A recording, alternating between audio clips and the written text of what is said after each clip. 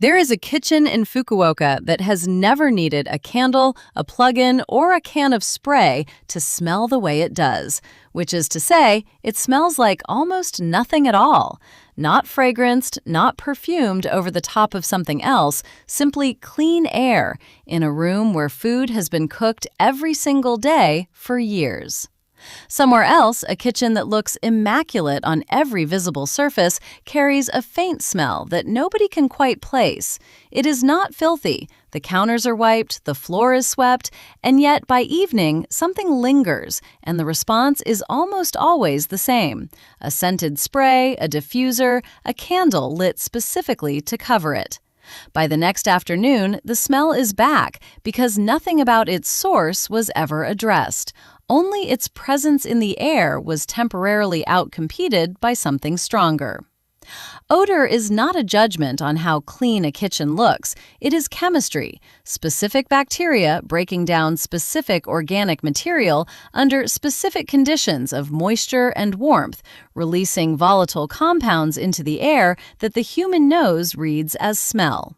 A kitchen that looks spotless can still be actively producing those compounds in places nobody thinks to check, while a kitchen that has never been deep cleaned in the way Western cleaning culture defines it can remain entirely odor-free, because the conditions that produce the smell were never allowed to form in the first place.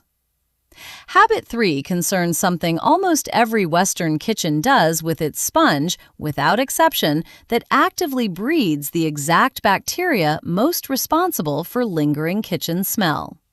Habit 5 takes under 30 seconds and addresses the single most common odor source that almost nobody correctly identifies.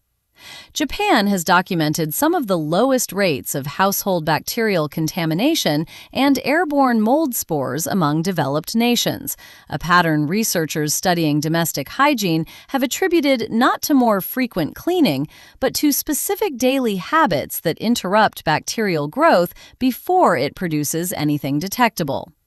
The kitchen habits below are part of that same pattern, applied to odor specifically. The first habit is drying the sink completely every single time it is used. A wet sink is the single most reliable environment for bacterial growth in an entire kitchen.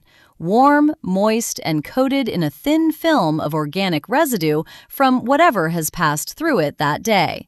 Left wet, that film becomes a feeding ground, and the byproducts of bacterial digestion are precisely the volatile sulfur compounds responsible for the specific smell most people associate with a kitchen smell they cannot place. In Japan, the sink is wiped completely dry after use, not rinsed and left, dried with a cloth kept specifically for this purpose. 10 seconds every time. The bacteria that would otherwise have hours of standing moisture to multiply in never get the conditions to start. The second habit is emptying and rinsing the bin liner before it fills, not when it fills.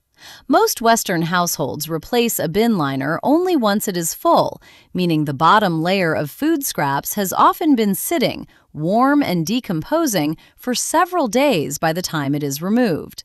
In Japan, small kitchen bins are emptied far more frequently than most Western households would consider necessary, often daily, regardless of whether the bin is technically full, precisely because the smell forms in the time food waste sits, not in the volume of it. A bin emptied daily never gives its contents the days of undisturbed decomposition that produce a genuinely strong smell. The third habit, the one about the sponge, replacing it weekly and microwaving it daily in between. A used kitchen sponge left damp at room temperature is one of the most bacterially dense objects in an average home. Research from the German microbiologist Markus Egert, published in Scientific Reports, found that kitchen sponges harbor a bacterial density higher than almost any other domestic surface tested, including the toilet seat and bin lid. Most Western households rinse the sponge after use and leave it sitting wet beside the sink, the exact environment that allows the bacterial density to keep climbing day after day. In Japan, sponges are wrung out fully, and many households wet microwave the sponge for 1 minute daily, a technique that has been shown to eliminate the overwhelming majority of bacteria present. The sponge itself is replaced weekly rather than used until it visibly falls apart. It is the object most people wipe every surface with, and also the object generating the smell those surfaces keep quietly picking back up. The fourth habit is washing dishes immediately after eating, not after they have cooled. Food residue left on a plate begins its bacterial breakdown the moment it cools past the temperature it was cooked at, and every additional hour left unwashed accelerates the process. A stack of dishes left overnight is not simply inconvenient, it is an active odor source running for 8 hours undisturbed. The Japanese kitchen standard treats washing up as an extension of the meal itself, not a separate task deferred to later. Plates are cleared and washed within the hour, closing the window during which bacterial breakdown has any real time to progress. The fifth habit, the overlooked 30-second one. Cleaning behind and underneath the refrigerator's door seal. Almost nobody checks this. The rubber gasket that seals a refrigerator door closed collects condensation, food particles, and moisture in its folds constantly, and because it sits at the exact temperature threshold between the cold interior and the warm kitchen air, it becomes an ideal breeding surface for mold and bacteria that most people never think to inspect. The smell that seems to come from the whole kitchen frequently originates here, released in small amounts every time the door opens and closes. Wiping the seal with a vinegar and water solution once a week, running a finger along every fold to catch what sits in the gasket's grooves, takes under 30 seconds and removes a source most people have never once suspected. The sixth habit is storing onions, garlic, and strong-smelling produce outside the refrigerator in a ventilated space rather than sealed inside it. Sealed containers and enclosed fridge drawers trap the volatile compounds these particular foods naturally release, which then transfer onto everything stored nearby and linger in the fridge's air even after the food itself is used. Traditional Japanese kitchen storage keeps these items in a ventilated basket or hanging net at room temperature, where airflow disperses the compounds rather than concentrating them in an enclosed space. The refrigerator, as a result, never accumulates the specific stale, mingled smell that comes from weeks of strong produce breathing in a sealed environment. 6 habits. None of them require a product, a renovation, or a deep clean beyond what an ordinary week already includes. A sink dried completely after every use.